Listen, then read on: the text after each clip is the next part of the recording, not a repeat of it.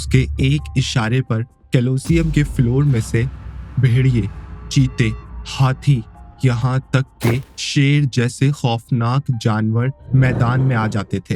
लड़ने वाले गुलाम के लिए मुकाबला सख्त और देखने वाले रोमन्स के लिए माहौल दिलचस्प हो जाता था।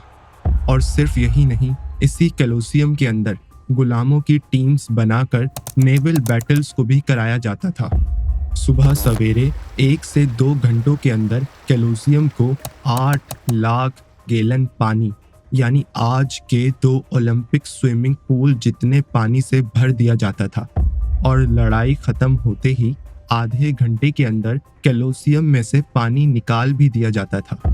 नाजरीन, तकरीबन 2000 साल से भी पहले ऐसी कौन सी साइंस को इस्तेमाल करके इस अरीना को 1 से 2 घंटों के अंदर इतने ज्यादा पानी से भर दिया जाता था? शहंशाह के एक इशारे पर कहीं से भी कोलोसियम के फ्लोर में से कोई भी जानवर कैसे निकल आता था? हजारों साल से रोमन इंजीनियरिंग का कोलोसियम की बेसमेंट में वो कौन सा राज छुपा था जिसे फाश करने में आज के इंजीनियर्स को एडवांस टेक्नोलॉजी की मदद के साथ भी 10 साल लग गए। देखती आंखों और सुनते हुए कानों को दिमागी फायर पर खुशामदीद।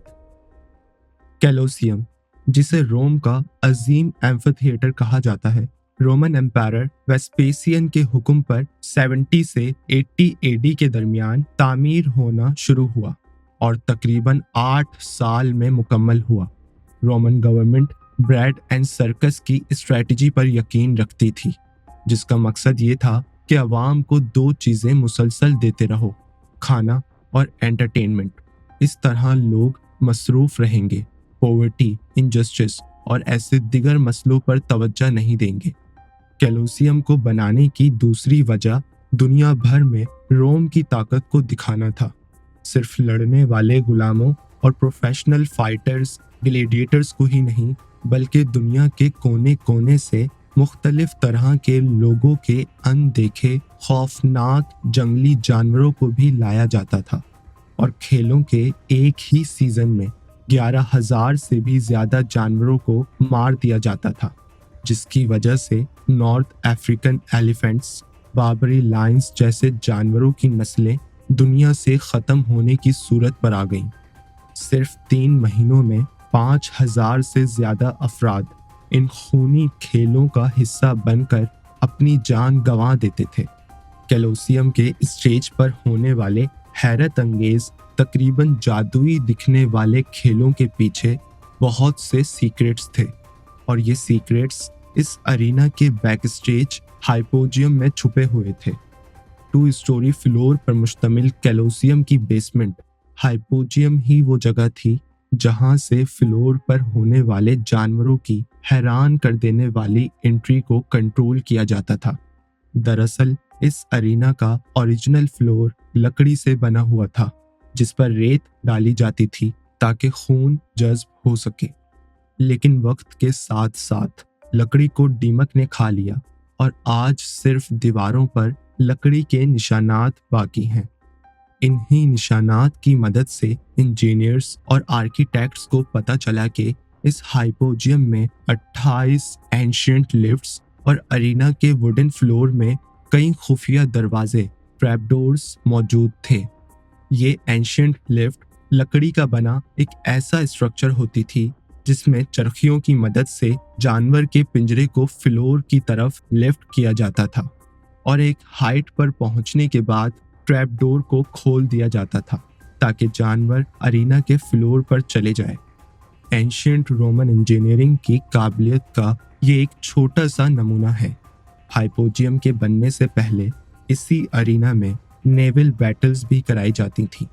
ये कोई सचमुच की समुद्री लड़ाई नहीं होती थी, बस लोगों को एंटरटेन करने के लिए एक फेक सी बैटल जैसा सीन क्रिएट किया जाता था। अरीना में 4 ऐसे रास्ते थे जहां से फ्लैट बॉटम शिप्स को लॉन्च किया जाता था। खास तौर पर अरीना को इस तरह डिजाइन किया गया था कि जब उसे पानी से भरते थे तो जहां फ्लैट बॉटम शिप्स खड़ी होती थीं, वहां पर सिर्फ 5 फुट पानी भरता था और फ्लैट बॉटम शिप्स फ्लोट करना शुरू कर देती और लॉन्च होने के लिए तैयार हो जाती थीं। फिर दो टीम्स की शिप्स आपस में लड़ती और जो टीम दूसरी टीम की शिप को पहले डुबा देती वो टीम जीत जाती। लेकिन सवाल ये उठता है कि रोमन्स शहर के दरमियान इतनी सदियों पहले इतना सारा पानी कहाँ से और कैसे लाते थे। सबटेरेनियन रोम के डायरेक्टर को 10 साल लगे थे रोम के अंडरग्राउंड वाटर सिस्टम को जांचने में। सुरंगों में भटकते हुए उन्होंने कभी सोचा भी नहीं था कि एक मामूली सी रोशनी उनको एक ऐसे राज की तरफ ले जाएगी जो सदियों से दुनिया की नजरों से छुपा हुआ था। एक दिन वो रोमन अंडरग्राउंड वाटर सिस्टम की तहकीक कर रहे थे कि अचानक उन्होंने एक टनल के आखिरी सिरे पर रोशनी देखी।